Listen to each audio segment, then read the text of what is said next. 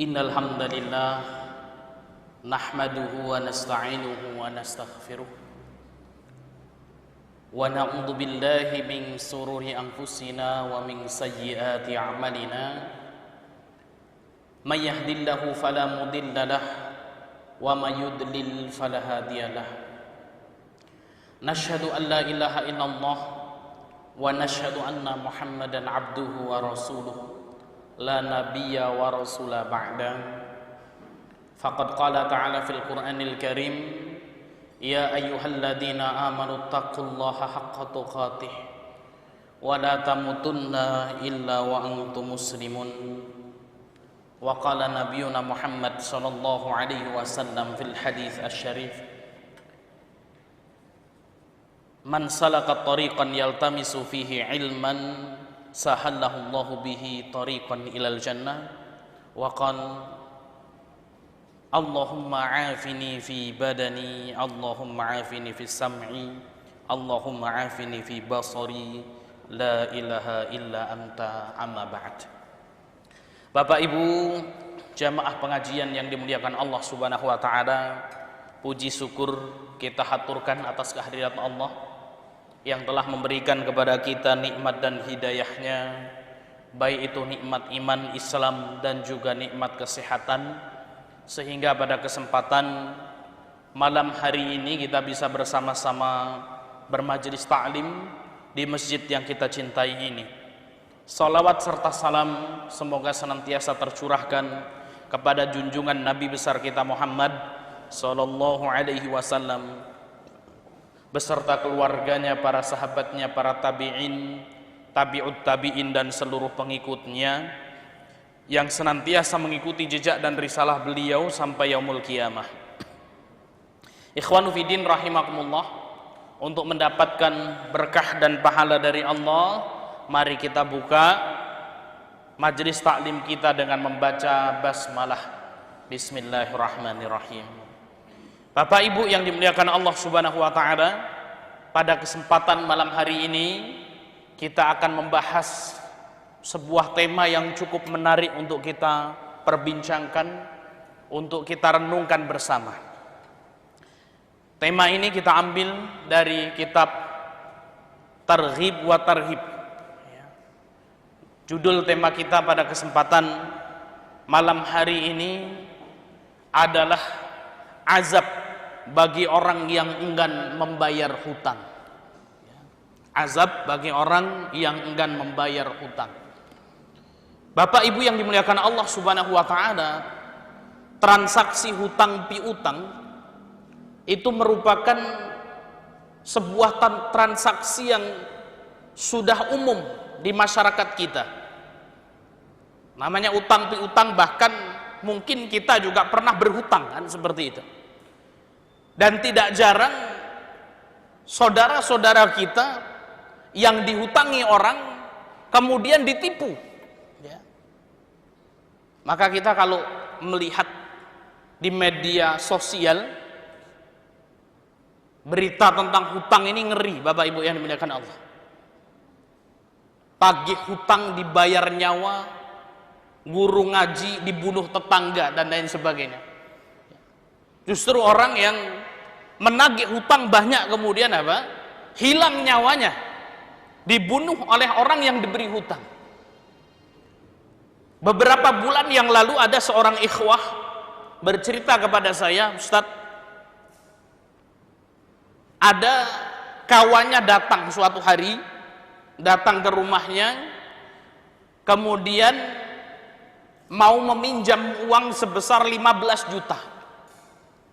Datang ya, ke ikhwah tersebut dan mengadukan permasalahannya, dan intinya mau minjem duit 15 juta yang dijanjikan setelah 3 hari kemudian akan dibayar ya. Karena ikhwah ini memang terkenal baik gitu ya, kalau ada orang yang mau minjem duit ya pasti datangnya ke beliau gitu. Sehingga apa? Orang yang mau minjam uang 15 juta ini diberikanlah uang 15 juta. Setelah sampai 3 hari ternyata belum pula kunjung datang. Akhirnya datanglah ikhwah ini ke rumahnya, Ditanya, ini sudah 3 hari, kenapa kok belum dikembalikan? Ya. Dengan alasannya belum punya duit dan lain sebagainya, sudah rugi dan lain sebagainya. Sampai kemudian lewat 1 minggu datang ditagih lagi dengan alasannya yang luar biasa, pokoknya ada saja alasannya. 1 bulan berlalu Pak, ditagih juga belum keluar duitnya, dan informasi terakhir orang yang meminjam uang tersebut telah pindah ke luar negeri. Ya. Sampai kemudian dengan nada sedih orang tersebut, Ustaz ya, saya dibohongi kalau seperti ini. Ikhwanu fiddin rahimakumullah. Dan kejadian-kejadian seperti ini banyak terjadi di masyarakat kita, dan mungkin bisa jadi kita justru juga pernah merasakan hal tersebut. Ada orang kemudian meminjam uang kepada kita, setelah kita berikan uang tersebut dan tidak dikembalikan. Dan kasus ini Bapak Ibu yang dimuliakan Allah Subhanahu wa taala merupakan kasus yang banyak terjadi di masyarakat kita. Rasul sallallahu alaihi wasallam bersabda, "Innama ana khazinun." Sesungguhnya aku ini adalah penjaga harta, kata Rasul. Artinya harta yang diberikan kepada seseorang itu adalah titipan Allah Subhanahu wa taala. Wa man a'taituhu anti binafsi fayubarak lahu fihi. Barang siapa ada orang, kata baginda Muhammad, datang kepadaku kemudian meminta hartanya, meminta harta Rasul sallallahu alaihi wasallam, kemudian Rasul memberikannya dengan ikhlas gitu ya. Fayubarak lahu fihi, maka orang tersebut akan diberkahi dengan hartanya itu. Ini hadis ini menunjukkan bahwasanya kalau ada orang mau ngasih duit kepada orang lain, ya kemudian orang yang memberi tersebut ikhlas gitu, maka hartanya itu akan berkah bagi orang yang diberikan uang kepadanya. Wa man a'taituhu an mas'alatin wa syarahin, dan barang siapa, kata Rasul, kalau ada orang datang kepada baginda Muhammad kemudian orang tersebut itu minta harta, minta duit dan lain sebagainya dengan cara paksa dan tamak gitu ya, kana ladzi ya'kulu wa la yashba, maka orang yang mendapatkan harta tersebut seperti orang yang makan akan tetapi tidak pernah merasakan kenyang. Bapak Ibu yang dimuliakan Allah Subhanahu wa taala, apa maksud dari hadis ini? Maksud dari hadis ini, kalau ada orang yang mengambil harta orang lain, maka harta tersebut tidak barokah. Harta tersebut tidak barokah. Maka ini orang yang kemudian datang kepada ikhwah ini minjem duit 15 juta, diberikan ya. Kemudian orang yang minjem duit ini tamak. Ya, memang niatnya enggan untuk mengembalikan, maka yakinlah bahwasanya ya Allah Subhanahu wa taala tidak akan memberikan keberkahan pada orang tersebut. Bapak Ibu yang dimuliakan Allah Subhanahu wa taala, sekarang kita akan bahas kembali apa sebenarnya balasan atau azab bagi orang-orang yang mengambil hutang dari orang lain, kemudian minjem duit dari orang lain, kemudian enggan untuk membayar hutangnya. Atau mungkin kita juga punya hutang, gitu kan? Ya. Walaupun hutangnya kecil, Ustaz, walaupun hutangnya kecil, kadang-kadang kan kita meremehkan. Ada orang kemudian pergi ke warung, kemudian beli permen 500 perak, hutang ya. Atau mungkin kita dulu ketika sekolah ya, kemudian datang ke kantin ya, beli gorengan gitu kan ya, bayarnya 2 gorengan, ngambilnya 4 gorengan ya kemudian wah sudahlah ini hutang ya. Bapak Ibu yang dimuliakan Allah Subhanahu wa taala, apa azab, ancaman Allah Subhanahu wa taala bagi orang-orang yang kemudian dia berhutang kemudian enggan untuk membayar hutangnya? Ternyata kalau kita kaji di dalam agama kita sungguh mengerikan sekali, dan kita tidak boleh meremehkan masalah hutang ini walaupun sedikit hutang tersebut. Ancaman pertama dari Allah Subhanahu wa taala, orang yang enggan mengembalikan hutangnya, orang yang enggan membayar hutang, yang pertama akan susah masuk surga. Jadi masuk surganya disusahkan oleh Allah Subhanahu wa taala. Baginda Muhammad sallallahu alaihi wasallam bersabda, nafsul mu'min, kata Rasul, nafsul mu'min adalah jiwa seorang mukmin, mu'allaqatun bidainihi hatta yuqda anhu. Ini hadis yang diriwayatkan oleh Imam At-Tirmizi dan disahihkan oleh Imam Albani. Kata baginda Muhammad, nafsul mukmin, jiwa seorang mukmin itu pada hari kiamat kelak mu'allaqatun bidainihi, jiwanya, ruhnya itu tergantung oleh hutangnya. Ruhnya tergantung oleh hutangnya hatta yuqda anhu, sampai kemudian utangnya tersebut dilunasi. Imam Al-Iraqi mengatakan, yang dimaksud dengan nafsul mu'min mu'allaqatun bidainihi, pada hari kiamat kelak jiwa seorang mukmin itu kemudian tergantung oleh hutangnya, yaitu pada hari kiamat orang tersebut tidak diberikan keputusan oleh Allah Subhanahu wa taala. Tidak diputuskan apakah ini akan masuk surga, dan tidak diputuskan apakah ini akan masuk neraka. Dibiarkan dulu sampai kemudian urusan hutangnya itu dihisap oleh Allah Subhanahu wa taala. Kalau dia ahlu surga, Bapak Ibu yang dimuliakan Allah, yang seharusnya dia bisa masuk langsung surga, masuk ke dalam surga, ini mu'allaqah dulu, dihalangi karena hutangnya tersebut, dan tidak diberikan kepastian oleh Allah Subhanahu wa taala. Jadi jamaah yang dimuliakan Allah Subhanahu wa taala, bagaimana rasanya ketika seseorang itu menunggu sesuatu yang tidak pasti. Wah, ini kalau ada seorang ikhwan gitu melamar seorang akhwat, datang kemudian saya datang untuk melamar anak bapak gitu ya. Oh ya, silahkan pulang dulu, nanti tak kabari hasilnya. Pulang dia ke rumahnya, 1 minggu berlalu nggak dikasih jawaban, 1 bulan nggak dikasih jawaban. Ini menanti sebuah keputusan yang tidak pasti. Ini sudah galaunya luar biasa, apalagi ini keputusan surga atau neraka. Seorang beramal soleh, dia sholat, dia zakat, dia puasa, dia naik haji, kemudian pada hari kiamat kelak datang di hadapan Allah, sama Allah Subhanahu wa taala dibiarin aja. Ini mau masuk surga atau masuk neraka? Kenapa? Karena dia masih memiliki hutang. Bapak Ibu yang dimuliakan Allah Subhanahu wa taala, Rasul sallallahu alaihi wasallam bersabda dalam sebuah hadis, dan hadis ini juga merupakan hadis yang sahih. Beliau bersabda, "Man faraqa ruhul jasada." Kata Rasul, "Man faraqa ruhul jasada." Barang siapa yang rohnya itu berpisah dengan jasadnya. Barang siapa yang rohnya berpisah dengan jasadnya. Ini artinya orang tersebut mengalami syakaratul maut.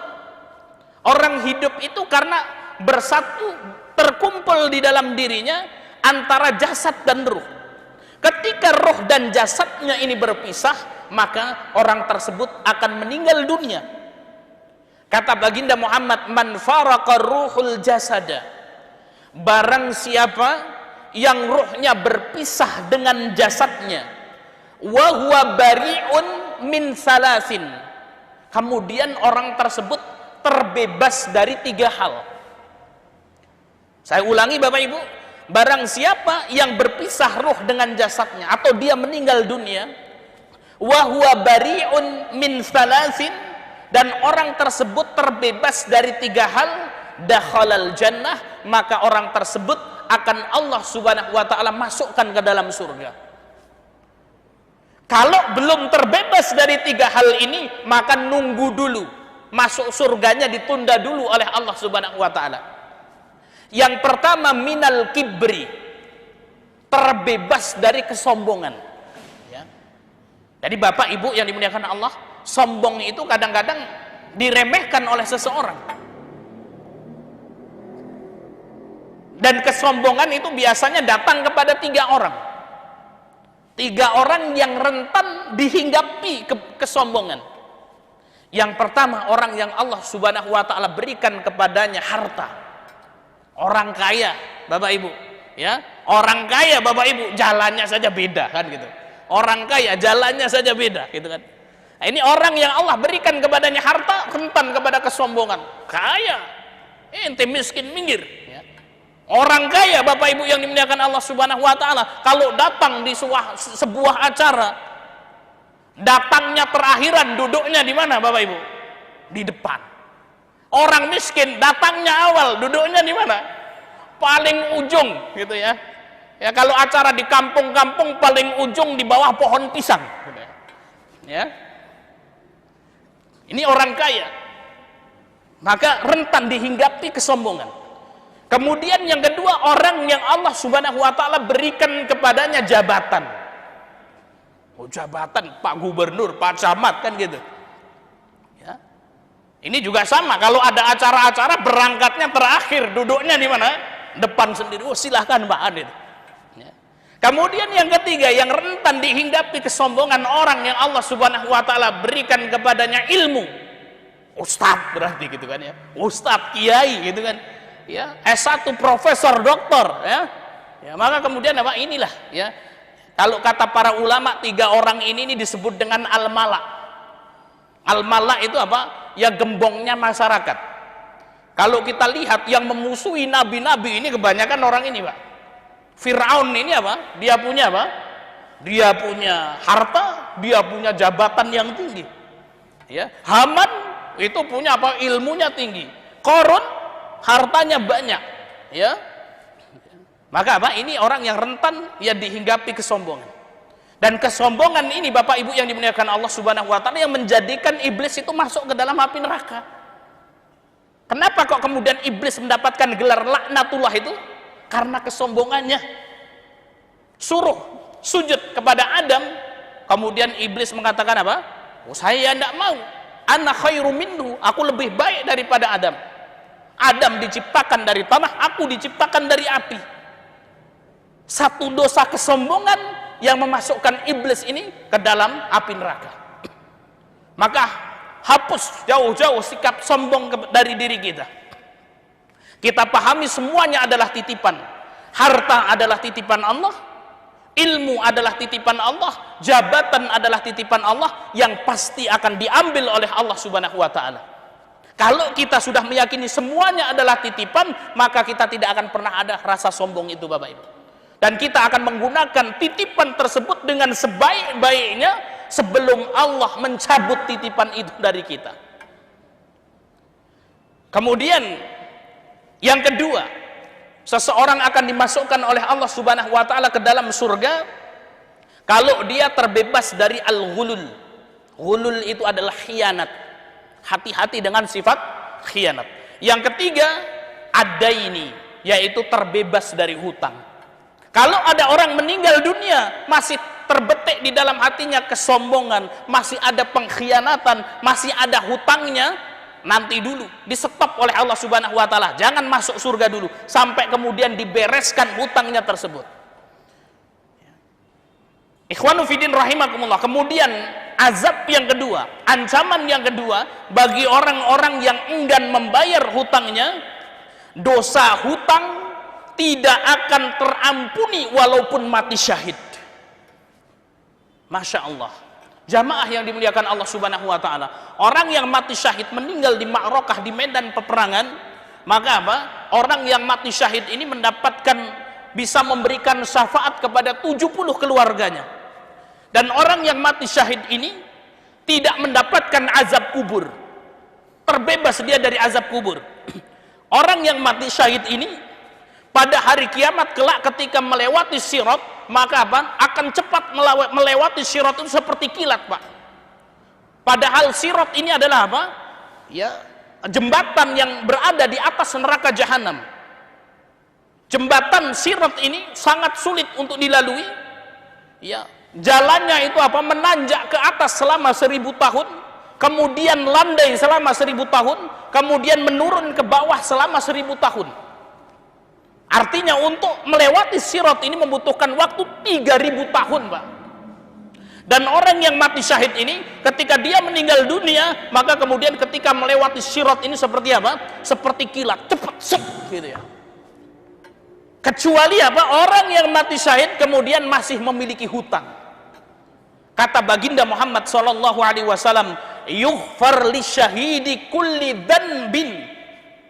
Kata baginda Muhammad, sungguh seluruh dosa orang-orang yang mati syahid itu diampuni oleh Allah Subhanahu wa taala, illa daina, kecuali hutangnya. Ya. Ada orang mendapatkan syahadah begitu luar biasa, yang harusnya langsung masuk surga, maka kemudian apa? Ditahan dulu oleh Allah Subhanahu wa taala karena masih memiliki hutang.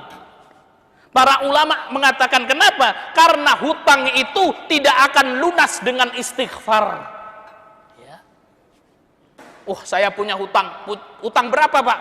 Alhamdulillah Pak Ustadz punya hutang 10 juta. Saya akan banyak istighfar. Biar ngapa, Pak? Biar hutang saya lunas. Ya. Para ulama mengatakan, Pak, hutang tidak bisa dilunasi dengan istighfar. Harus dibayar. Ya. Bapak Ibu yang dimuliakan Allah Subhanahu wa Ta'ala, ini kalau orang yang mati syahid aja mendapatkan kemuliaan seperti ini, tidak diampuni oleh Allah Subhanahu wa Ta'ala karena hutangnya. Bagaimana dengan kita ini? Kita belum tahu bagaimana akhir hayat kita. Apakah Allah akan mengampuni dosa kita atau tidak, kan gitu. Sudah kemudian dosanya banyak, hutangnya ukeh gitu kan, kalau orang Jawa bilang gitu. Ya Allah, gitu kan ya. Bagaimana susahnya nanti di akhirat. Maka harus betul-betul hati-hati kita dengan masalah hutang piutang ini. Kemudian ancaman yang ketiga, Bapak Ibu yang dimuliakan Allah Subhanahu wa Ta'ala, bagi orang yang enggan membayar hutangnya. Orang yang enggan membayar hutang, ya, bahwasanya mati dalam keadaan masih membawa hutang, kebaikannya sebagai ganti. Ya. Jadi kalau ada orang meninggal dunia masih membawa hutang, maka kebaikannya pada hari kiamat menjadi gantinya. Rasul Shallallahu Alaihi Wasallam bersabda dalam hadis yang diriwayatkan oleh Imam Ibnu Majah dan disahihkan oleh Imam Albani. Hadisnya sahih ini. Kata baginda Rasul, man mata, barang siapa meninggal dunia, wa alaihi dinarun wa dirhamun, barang siapa meninggal dunia dan masih punya hutang dinar dan dirham. Dinar dan dirham, Bapak Ibu, itu merupakan alat transaksi di zaman Rasul. Kalau hari ini rupiah, dolar ini masuk. Man mata, barang siapa meninggal dunia, wa alaihi dinarun wa dirhamun, dan orang tersebut itu masih punya hutang. Entah itu hutang dinar, dirham, rupiah, dolar, emas dan lain sebagainya. Pokoknya berbentuk hutang. Qudiya min hasanatihi, maka pada hari kiamat kelak, ya, orang tersebut akan diambil kebaikan-kebaikannya dan diberikan kepada orang yang ngutangi duit tersebut. Ya. Kemudian Rasul mengatakan sama dinarun wala dirhamun. Sama itu artinya lah hunaka, pada hari kiamat kelak itu sudah tidak ada dinar dan dirham lagi, sudah tidak ada duit lagi. Maka nyarutangnya dengan apa? Bayar hutangnya, kebaikan-kebaikan orang tersebut diambil, diberikan kepada orang yang memberi hutang. Ustadz, bagaimana Pak Ustadz? Kalau orang tersebut kemudian tidak ada kebaikannya sama sekali. Ada orang pada hari kiamat datang, ditimbang, dihisap oleh Allah, ternyata kebaikannya tidak ada. Kebaikannya tidak ada, Pak. Keburukannya juga tidak ada, nol, ya. Kosong-kosong ini, Pak, ya. Kemudian dia masih memiliki hutang, bagaimana? Maka keburukan-keburukan orang yang memberi hutang itu diambil kemudian ditimpakan kepadanya. Ya. Akhirnya apa, Pak? Akhirnya orang tersebut menanggung dosa orang lain pada hari kiamat. Bapak Ibu yang dimuliakan Allah Subhanahu wa Ta'ala, oleh karena itu jangan kemudian seorang itu berpikir, alhamdulillah Pak Ustadz, ya, saya utang sama kawan saya, tapi sekarang sepertinya kawan saya sudah lupa, gitu ya. Seneng kawannya tuh, kayaknya sudah lupa ini kawan saya, gitu ya. Kalau itu hutang, maka pada hari kiamat Allah Subhanahu wa Ta'ala akan menuntutnya. Dan hari ini banyak kejadian, Pak. Ya, orang minjem duit, habis itu pergi ke suatu tempat. Ustadz, saya mau pinjem uang berapa? Ya, mau pinjem duit 100 juta, nanti saya akan kabur, ya, ke pelosok Kalimantan atau ke pelosok Irian Jaya misalnya. Di sana mau bangun rumah, bangun usaha, gitu ya. Maka apa? Allah Subhanahu wa Ta'ala tidak akan memberkahi orang tersebut. Nanti Allah akan menghancurkan orang tersebut. Nanti kita akan sampai kepada hadisnya. Oleh karena itu Bapak Ibu yang dimuliakan Allah Subhanahu wa Ta'ala, masalah utang piutang ketika tidak beres di dunia, nanti di akhirat akan diselesaikan. Ya. Tinggal hidup ini pilihan, Bapak Ibu. Kita mau membereskan hutang kita di dunia, atau kita akan membereskan hutang kita di akhirat nanti. Lolos seseorang dari persidangan dunia, sampai jumpa di persidangan akhirat. Kalau sudah hakimnya Allah Subhanahu wa taala, sudah tidak ada apa? Ya, tidak ada sogok menyogok dan lain sebagainya. Tidak butuh Allah Subhanahu wa taala dengan sogokan, dengan duit dan lain sebagainya. Ya. Kemudian ancaman yang keempat bagi orang-orang yang enggan membayar hutangnya, orang yang berniat tidak melunasi hutang akan dihukumi sebagai pencuri. Ya. Jadi kalau ada orang tidak mau membayar hutangnya, pada hari kiamat akan dihukumi sebagai pencuri. Rasul sallallahu alaihi wasallam bersabda, ayyuma rajulin, siapa saja, kata Rasul, yadayyanu dainan, siapa saja yang memiliki hutang, wa huwa mujmi'un ala yuwafiyahu iyahu, dan orang tersebut berniat tidak mau membayar hutangnya. Ada orang yang punya hutang tapi tidak berniat atau dia enggan untuk membayarkan hutangnya, laqiyallahu sariqan, pada hari kiamat kelak dia akan berjumpa dengan Allah Subhanahu wa taala dengan status maling, Bapak Ibu. Statusnya apa? Pencuri. Ya. Nah, kalau pencuri itu hukumannya apa? Dipotong tangannya. Pada hari kiamat akan dipotong tangannya dia. Ya, ketika dia tidak mau mengembalikan uangnya. Rasul sallallahu alaihi wasallam bersabda, ini hadis riwayat Imam Bukhari, mengerikan sekali hadisnya. Man akhadha amwalan nas, kata Rasul, man itu barang siapa, akhadha mengambil amwalan nas, harta orang lain, harta manusia, yuridu itlafaha, dengan niat untuk menghancurkan harta tersebut, dengan niat untuk tidak mengembalikan harta tersebut. Dan di sini sighahnya umum, man akhadha amwalan nas, barang siapa mengambil harta manusia, yuridu itlafaha, enggan untuk mengembalikannya, untuk dinikmati sendiri dan tidak mau untuk mengembalikannya, baik dengan cara berhutang tanpa mau mengembalikannya, atau baik dengan korupsi dan lain sebagainya, maka atlafahullah, Allah Subhanahu wa taala akan menghancurkan dirinya. Ya. Hadis yang diriwayatkan oleh Imam Bukhari. Jadi Bapak Ibu yang dimuliakan Allah Subhanahu wa taala, ini peringatan bagi kita semua. Dan ini banyak terjadi kasus, saya juga pernah bertemu dengan seorang yang kabur, ya, dengan membawa hutang. Ya.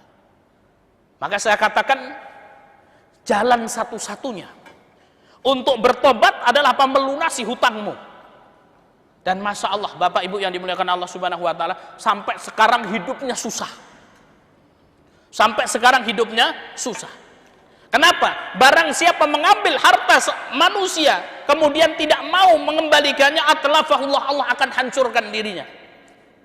Maka ini para koruptor-koruptor ini yang mengambil harta rakyat, jangan kemudian mereka berpikir kemudian apa akan kaya dengan harta tersebut. Atlafahullah, Bapak Ibu.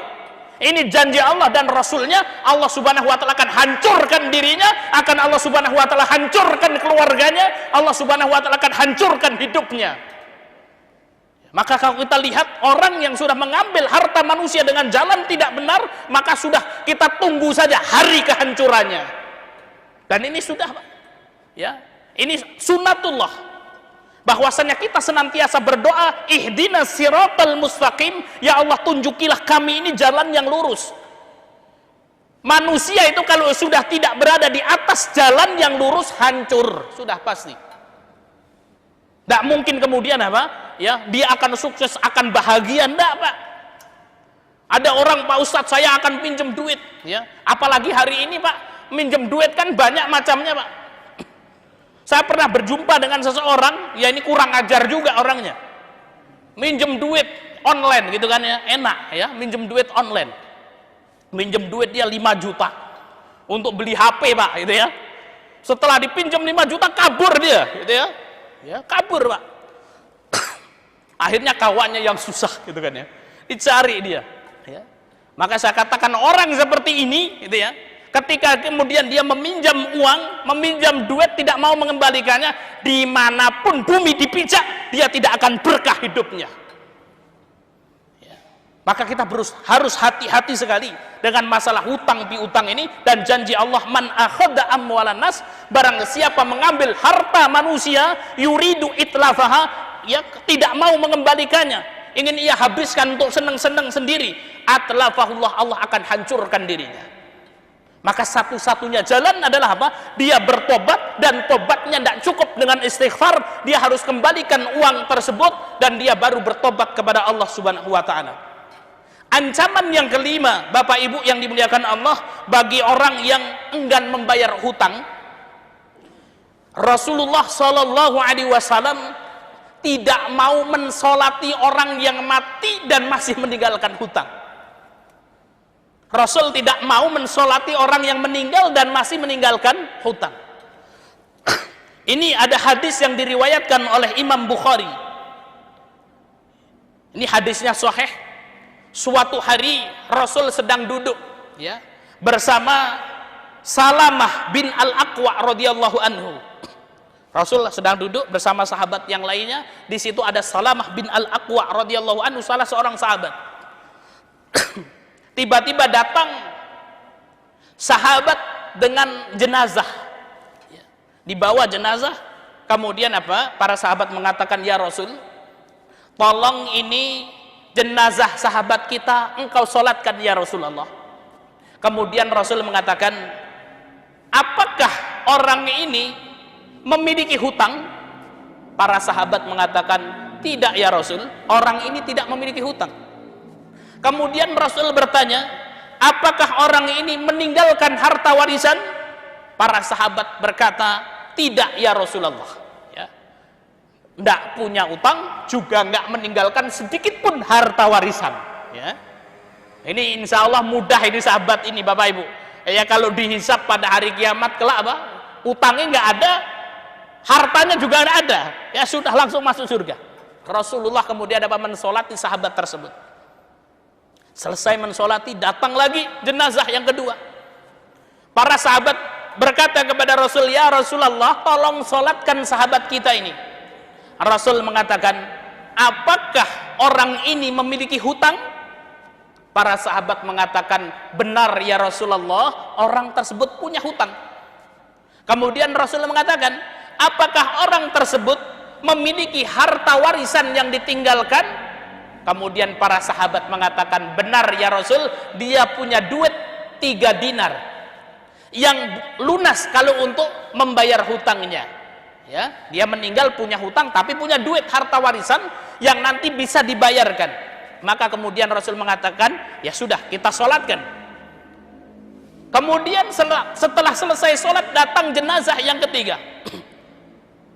Para sahabat berkata, ya Rasulullah, silahkan disolatkan sahabat kita ini. Rasul bertanya, apakah orang ini punya hutang? Para sahabat mengatakan, benar ya Rasulullah, orang ini punya hutang. Rasul mengatakan, apakah dia meninggalkan harta warisan?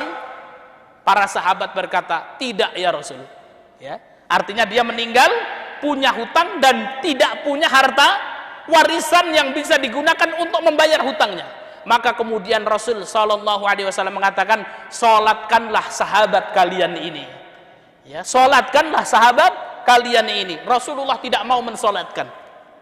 Sampai kemudian ada sahabat yang bernama Imam, ya, yang bernama Abu Darda.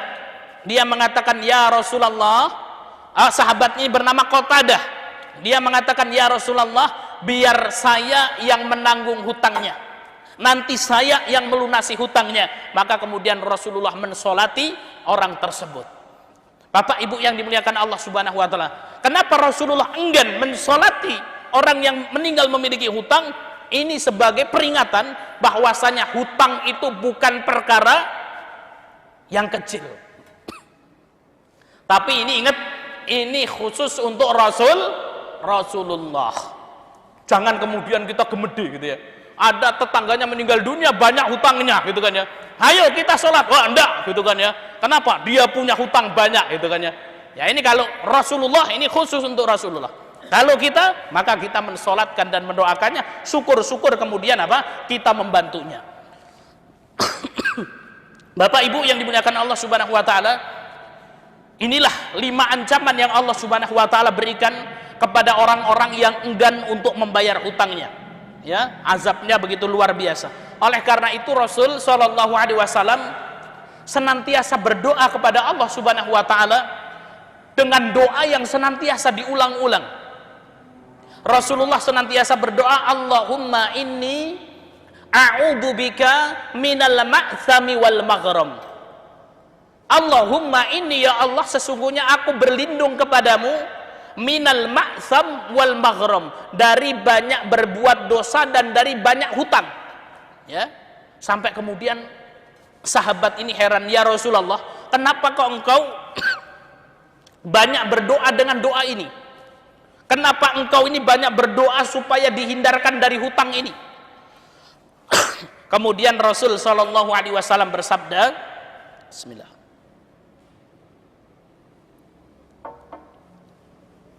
Fa innar rajula, kata Rasul, sesungguhnya seseorang idza gharima, kalau punya hutang, ya.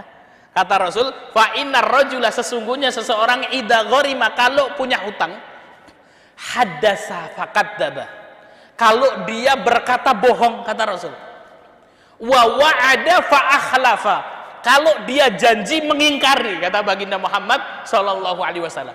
Ya, jadi apa kata Rasul, orang kalau banyak hutangnya, kalau dia ngomong banyak bohongnya, kalau dia janji banyak ingkarnya. Ya, terbukti nih kisah ikhwah itu tadi, mengatakan pinjam duit 15 juta, insya Allah 3 hari akan dikembalikan. Ya, kalau pas mau minjem Pak, Masya Allah itu baik sekali, sedulur kalau orang Jawa bilang gitu ya. Ya, Masya Allah ini saudaraku, ya, sebentar lagi kita lanjutkan ya, Masya Allah ini saudaraku gitu ya. Setelah kemudian apa, dipinjam duitnya, yang nagih duit itu seperti pengemis Pak kadang-kadang gitu ya. Ya, maka kata Rasul, orang yang banyak hutangnya itu haddasa fakadzdzaba, kalau dia berkata banyak bohongnya, insya Allah 3 hari lagi, ya 3 hari lewat, ternyata apa, yang nggak menepati janjinya. Wa idza wa'ada akhlafa, kalau kemudian dia berjanji mengingkari. Ya, nah oleh karena itu Bapak Ibu yang dimuliakan Allah Subhanahu Wa Taala, hati-hati kita dengan hutang. Terakhir sekarang, Pak Ustadz, apa hukumnya berhutang dalam Islam, boleh atau tidak? Hukum berhutang dalam Islam diperbolehkan. Ya, akan tetapi hindari betul-betul hutang ini kecuali kepepet bener, gitu kan? Ya, kecuali kepepet bener. Dan hari ini untuk hutang ini sangat mudah, Bapak Ibu. Hari ini ada aplikasi di Shopee itu, Shopee Pay Later, gitu kan Bu ya? Ya, itu bisa berhutang, belanja tanpa duit, utangan seperti itu. Ya, ini mudah, kemudahan yang begitu luar biasa. Oh, ibu-ibu gitu ya, stres gitu ya. Ya, punya duit nggak? Oh, nggak punya duit. Ya, ya sudahlah. Ayah Umi mau belanja dulu, hutang. Ya, pakai Shopee Pay. Ya, hutang. Ya, maka kita hati-hati betul. Ya, boleh berhutang ketika kepepet. Ya. Dan Rasul Shallallahu Alaihi Wasallam bersabda, "Mamin muslim yadanu dainan." Siapa saja dari seorang muslim kemudian dia berhutang, ya'lamuhullahu minhu annahu yuridu ada'ahu, kemudian Allah mengetahui bahwasanya seorang mukmin tersebut jujur ingin mengembalikan hutang tersebut, illa adahullahu anhu fid dunya, kecuali Allah pasti akan menolong orang tersebut untuk membayarkan hutangnya di dunia. Ya, ini kalau kepepet, dia kemudian keluarganya sakit, naudzubillahi min dzalik, dia butuh duit untuk operasi dan harus segera, maka boleh dia minjem duit. Dan dia ya benar-benar ingin mengembalikannya, maka Allah Subhanahu wa taala insya Allah akan membantunya. Akan tetapi usahakan Bapak Ibu ya hindari betul hutang ini, walaupun hutangnya sedikit, karena nanti apa, di akhirat Masya Allah azabnya, ancamannya begitu luar biasa. Azab bagi orang yang enggan membayar hutang, yang pertama susah masuk surga, yang kedua dosa hutang tidak akan terampuni walaupun mati syahid, kemudian yang ketiga mati dalam keadaan masih membawa hutang, kebaikannya sebagai ganti, kemudian yang keempat orang yang berniat tidak mau melunasi hutang akan dihukumi sebagai pencuri pada hari kiamat. Kemudian yang kelima, Rasulullah enggan tidak mau mensolati orang yang mati dan masih memiliki hutang. Mari kita banyak-banyak berdoa kepada Allah dengan doa yang diajarkan Rasul sallallahu alaihi wasallam, Allahumma inna na'udzubika minal ma'tsami wal maghram. Ya Allah, sesungguhnya kami berlindung kepadamu minal ma'sam, dari perbuatan dosa, wal maghram, dan dari hutang. Demikian yang bisa kita sampaikan, mudah-mudahan bermanfaat. Jika ada kurang dan lebihnya saya mohon maaf, dan kepada Allah saya mohon ampun. Kita tutup dengan lafaz hamdalah dan doa kafaratul majlis.